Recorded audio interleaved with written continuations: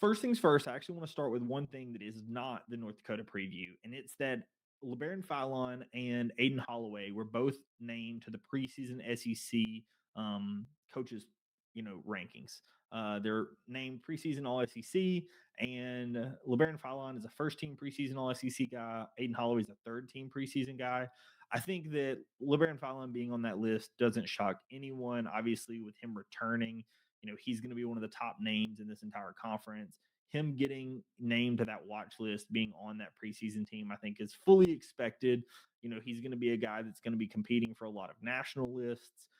Him being on the SEC list, I think is completely understandable. I think the name that may have shocked a few people was Aden Holloway, but I will say year two in this system, I think that Aden Holloway is going to have a lot of success. You've already seen some of that success in like the exhibition games. You've also seen Aden Holloway stepping up his defense, which is something that Nate Oats talked about in his press conference, was that Aden had done a really good job, stepping up the defense, talking more, feeling more comfortable in the system and everything that comes with being a second year guy in a college system.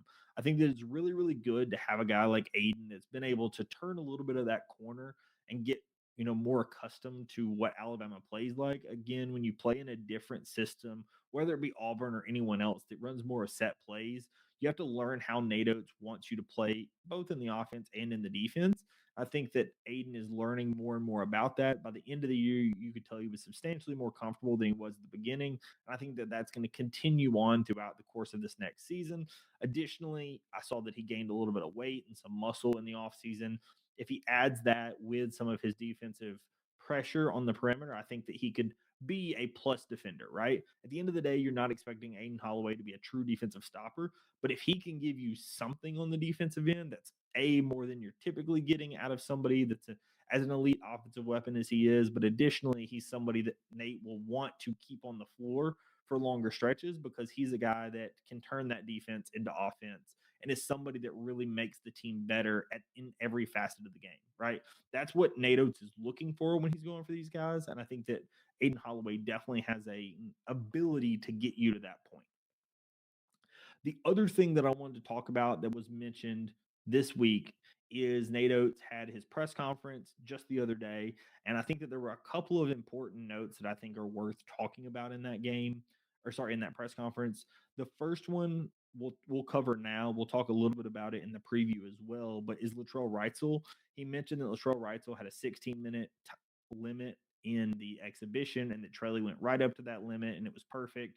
That was the amount of time that they had available for him to be able to play. But, even because of how much Alabama was up, it didn't feel like they needed to play him anymore. He kind of alluded to the fact that he expects Clark to give him another number heading into the North Dakota game. Nate said it without saying it, but he's of the mindset that number's, going to increase. So my gut would say maybe 20, 24 minutes. And when it increases, he suspects Trelly will not be needed the amount of time that he's going to be given. And so it may not feel like Trelly is on a true minutes restriction. Again, similar to that Furman game, they said he was on a minutes restriction. And then even in the 16 minutes, that's about how much everybody else got. So it didn't really feel like Trelly was too much limited compared to anyone else. I think that in this North Dakota game, and we'll talk about why I think that, but I do think that Trelly is going to be able to play the amount of time that he's needed in that game.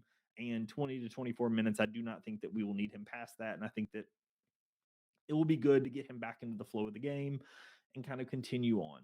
Some additional things that Nate talked about, he talked about, playing the idea, and something that me and Jordan talked about was playing with different lineups, going all small with Taylor Bowen or Keaton Bristow at the 5 versus having the stretch 5s out there. It seemed like Nate wasn't opposed to the option. Obviously, we know he likes to play with lineups, but it also sounds like his analytics company sounded like they were a better team when you had a true 5 on the floor, or I guess a Nate Oats true 5 on the floor, as in like Noah Williamson or Aden Sherrill. So it does seem like for a decent stretch of the games, he's going to want to have that. But it did seem like the potential limiter with that is he said that it seems like Noah and Aden potentially are going to be doing shorter stints on the floor and be swapping in and out a little bit more frequently so that they can run and keep up with our pace. Because he said the thing is, when you're out there, he wants you to be hustling and not the reason we have to slow down the offense. But if that means that you have to swap in and out more often, then that's okay. That's just one of the points that he made in that press conference. And I thought that it was worth mentioning because, like I said, me and Jordan did talk a little bit about what we thought about the front court and some of the front court issues related to defense. And Nate Oats kind of addressed some of those. I know he talked about setting screens similar to Noah Williamson. There were some things that he talked about. If you haven't had a chance to check it out, I definitely would recommend you do so. But I think that there were a few things that were fairly relevant that were talked about in that one. He was additionally talking about leadership, and he thought that the leadership on this team is really good. You have guys like Houston Millett, who he raves over and over and over again, watches some of the most film in the entire team. A guy like Latrell Reitzel that's not afraid to speak his mind. And that it really helps when you have guys like that that are giving 100% effort all the time, because when they're giving the effort and they're a quality player, it means that their teammates are more willing to listen to them because obviously they're giving that effort. They're a quality player. It's not some random person just telling you to play better when they're not playing very good themselves.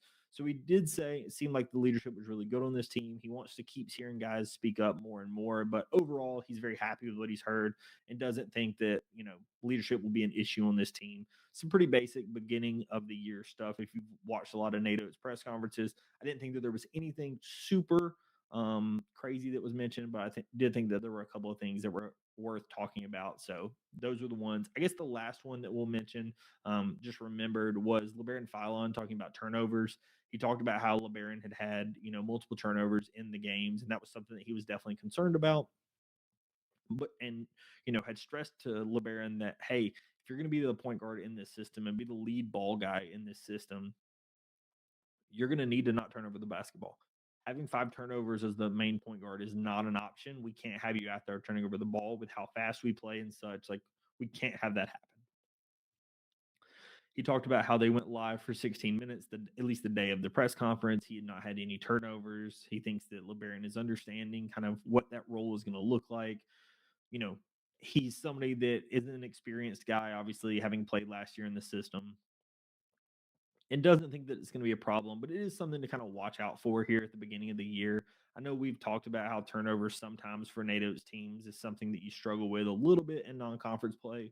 We'll be curious to see what the identity of this team is, because there's a few things with turnovers, with offensive rebounding, with pace, with some of these things that I feel like NATO's teams, they all have a similar identity, but some of them are better than others at certain things. So, like, for example, last year's team, the pace was almost always perfect, right? Like, you basically never had a team that was able to slow down Alabama's pace. I suspect that to be the case this season, just with who we have on the floor. I think that Alabama is going to be able to keep that pace up this season. Additionally, you look at a team like, is this going to be a major turnover team? We're going to have to see. Is this going to be a good offensive rebounding team? We're going to have to see, right? Those are some of the things that I think you just have to kind of think about when you're talking about NATO's early season teams and kind of what you're taking out of each game, because sometimes those can be, taken one way or another.